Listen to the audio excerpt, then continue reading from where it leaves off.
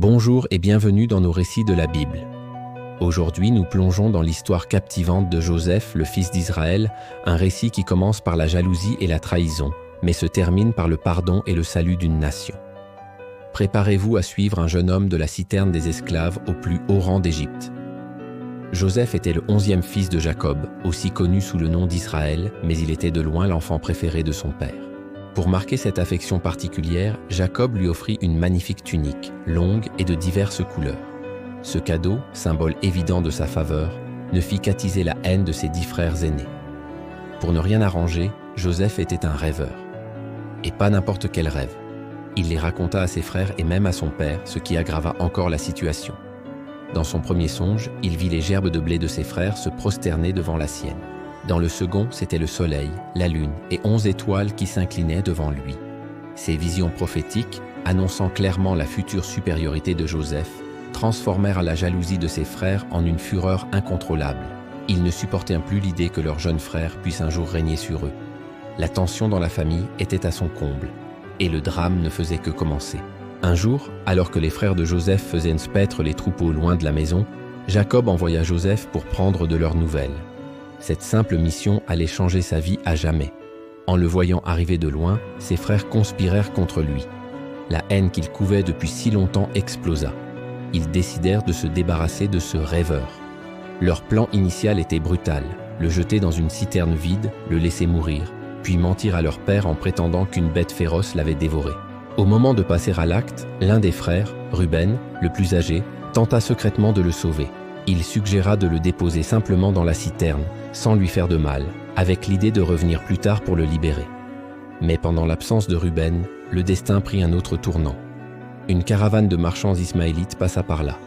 C'est alors que Juda, un autre frère, eut une idée. Pourquoi le laisser mourir quand il pouvait en tirer profit? Les autres acceptèrent. Joseph, terrifié, fut arraché de la citerne et vendu pour 20 pièces d'argent. Il fut emmené en Égypte comme esclave. Pour couvrir leurs crimes, les frères trempèrent la belle tunique de Joseph dans du sang de chevreau et la ramenèrent à leur père. Jacob, voyant la tunique ensanglantée, fut dévasté, persuadé que son fils bien-aimé était mort, dévoré par une bête sauvage. Sa douleur était immense, et ses fils le laissèrent dans ce chagrin, gardant leur terrible secret. Arrivé en Égypte, Joseph fut acheté par un homme influent, Potiphar, le chef des gardes du Pharaon. Malgré sa condition d'esclave, Joseph ne perdit pas espoir. Grâce à l'aide de Dieu, tout ce qu'il entreprenait réussissait de manière spectaculaire. Potiphar remarqua vite ses talents et sa droiture et lui confia la gestion de toute sa maison. Joseph passa ainsi du statut d'esclave à celui d'intendant respecté. Mais sa vie prit un autre tournant dramatique.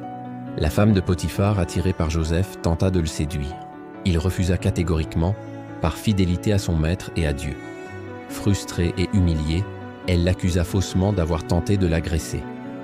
Potiphar, furieux, jeta Joseph en prison, sans même écouter sa version des faits.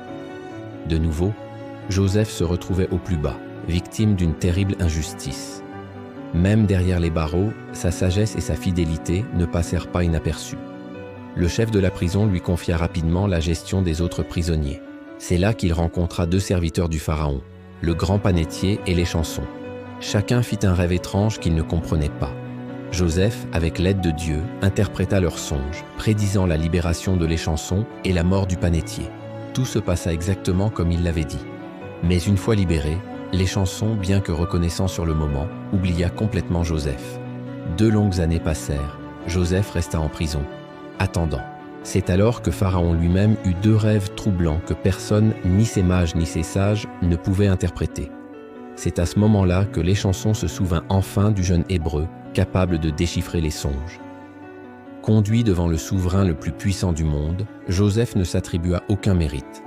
Il expliqua à Pharaon que c'était Dieu qui donnerait une réponse. Il interpréta alors les 2 rêves. L'Égypte connaîtrait 7 années d'abondance exceptionnelle, suivies de 7 années d'une famine si terrible qu'elle ferait oublier toute la richesse passée.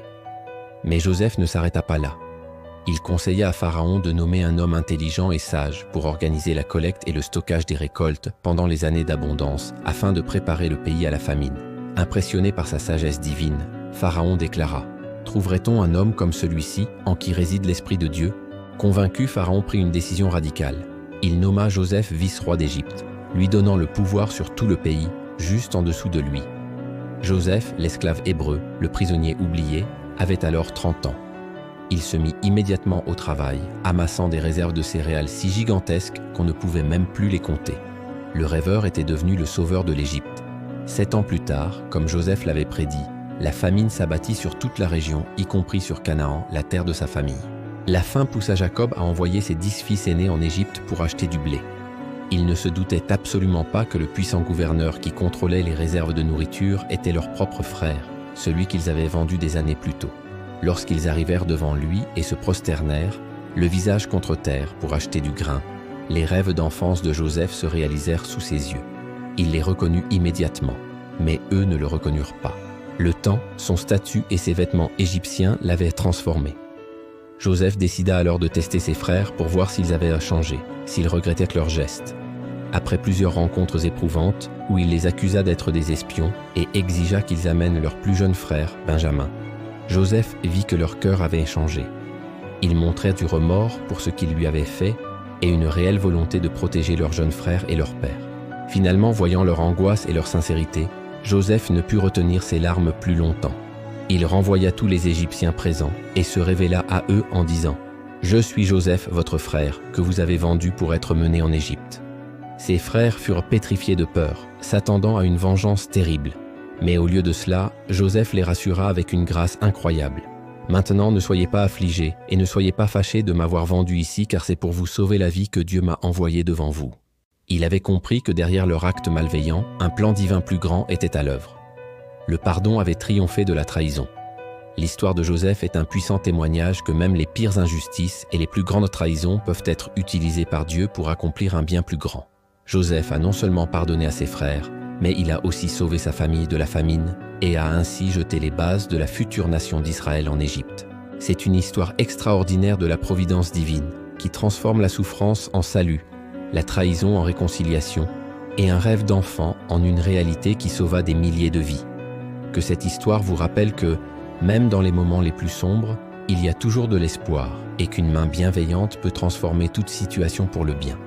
Merci d'avoir regardé. N'oubliez pas d'aimer la vidéo et de vous abonner pour ne manquer aucun de nos prochains récits. À très bientôt.